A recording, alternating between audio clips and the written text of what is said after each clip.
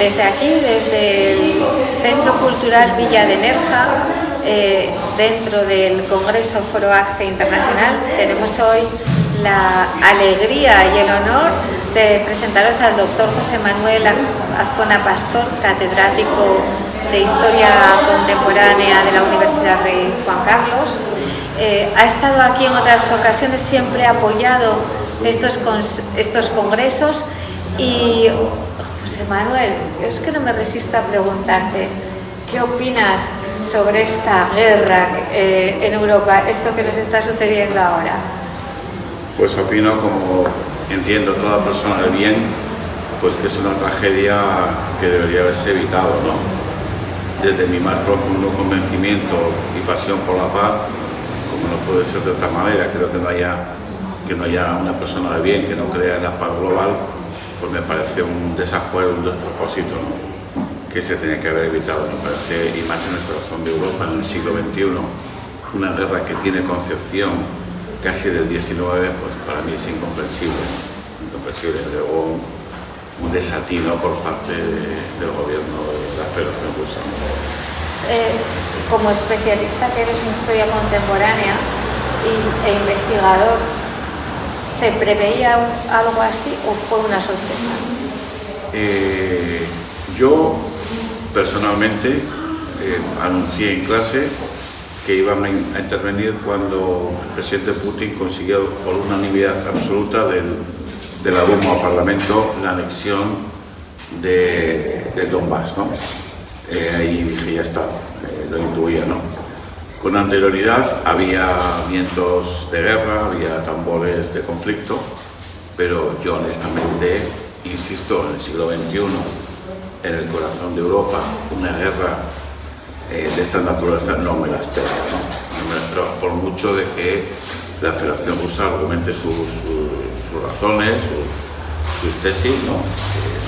Escucharlas, no le da ninguna legitimidad para arrasar con población civil, masacrarla, destruirla, defenestrarla como está haciendo. Creo que es un despropósito, ¿no?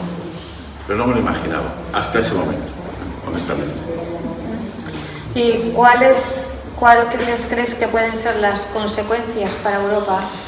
Bueno, las consecuencias ya lo estamos viendo, ¿no? Tampoco yo en esta línea no creo que haya demasiados cambios con la última cumbre de la OTAN de Madrid, ¿no? Con respecto al ámbito anterior. El mundo está en dos bloques desde 1990, desde el final de la Guerra Fría, uno liderado por Estados Unidos y la Unión Europea, de las, digamos, democracias liberales, con estados de derecho, y otro está liderado, que es otro mundo que existe, ¿no? Y que hay que obviar, que está liderado militarmente por la Federación Rusa, que sigue siendo la principal potencia militar del mundo, junto con Estados Unidos, que a veces se nos olvida, y de la perspectiva económica con China, ¿no? Que es el mundo de las autocracias, de las dictaduras, de las falsas democracias, etc., ¿no?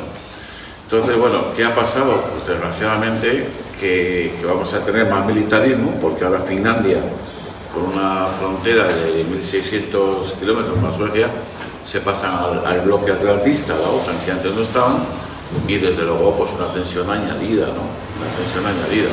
Por lo demás, no veo mucho cambio en ese ámbito de bloques, pues más allá, como digo, de una hostilidad, de una ferocidad, de una lucha diplomática, política, y que yo auguro que no va a ser nuclear, porque sería el fin de la humanidad. Esto, perdón por la obviedad, ¿no? Solamente en los 3 primeros días de guerra nuclear desapareceríamos del mapa 300 millones de europeos, ¿no? Entonces, por ejemplo, no lo veo, pero sí una tensión en la línea contraria a lo que debería ser, según mi criterio, pues el mundo, ¿no? El siglo XXI, pues más humanismo, más paz, más concordia internacional y desde luego eliminar las disputas que tienen los estados, los bloques, las regiones, por la vía del diálogo, la diplomacia y el entendimiento. Vamos a peor en ese sentido, por parte de todos, ¿eh? O sea, no culpabilizo solamente a un lado, sino que estamos en una dinámica para mí deleznable, ¿no? Cuando tenía que primar, en la medida que avanzamos en la ciencia, en la medida que avanzamos en lo social, en la medida que avanzamos en una mayor calidad de vida global, deberíamos avanzar hacia la paz y no hacia el conflicto, ¿no? Pero bueno, así son las coordenadas en este momento, que las preguntas. Bueno, la verdad que como soy una ignorante, siempre me hago esta pregunta, digo, ¿y por qué todos los países están así, me pongo de este lado, me pongo de este otro, y no se hacen una mayoría de países neutrales?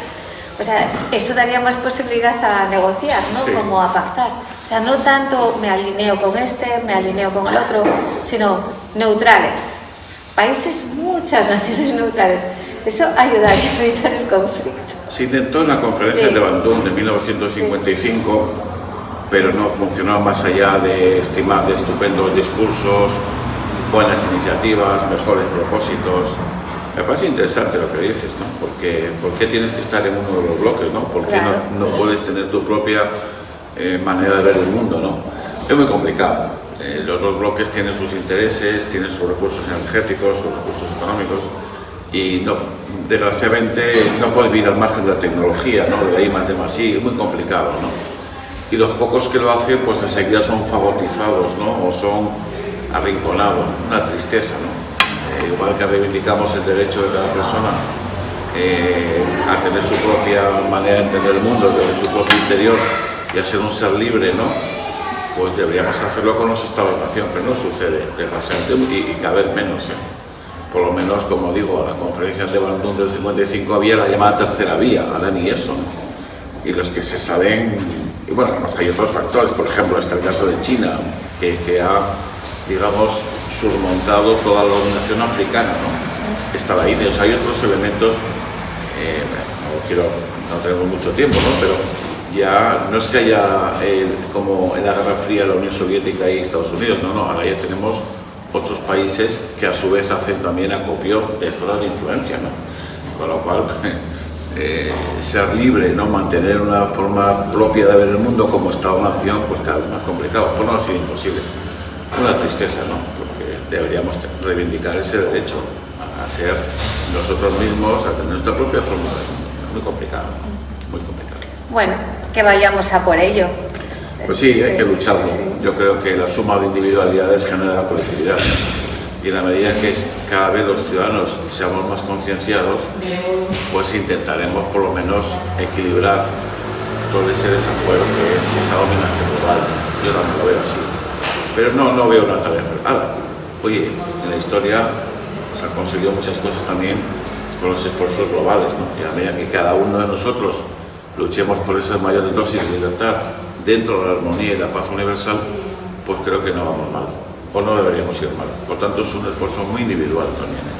Bueno, deciros que José Manuel Azcona Pastor estará con nosotros mañana por la tarde a las 7 y 10 de la tarde, 19:10. Podréis hacerle preguntas. El tema de la conferencia será unidad contra la gente tóxica. Así es. Sí. También podéis, le he pedido que traiga algunos de sus libros y podréis, pues eso, tener un libro firmado por José Manuel Azcona Pastor. Pues muchísimas gracias, José Manuel, por participar en este congreso, por apoyarnos, porque es un apoyo muy importante para Foro ACE. Lo tendrás siempre, ya sabes que me invitaste al primero, sí. Y Bart y tú para mí sois pues gente, bueno, y mantener tantos años después, desde el año 10, que creo que fue el primero, si no me equivoco, me corrige, si no, sí. Hasta el año 22, mantener esta llama viva. Yo que organizo congresos académicos en la universidad, pues no es fácil, con lo cual enhorabuena. Muchas gracias. Muchísimas gracias desde aquí al Ayuntamiento de Nerja y las instituciones de esta comunidad y Telenerja que nos han apoyado, y a Radio Juventud. Gracias.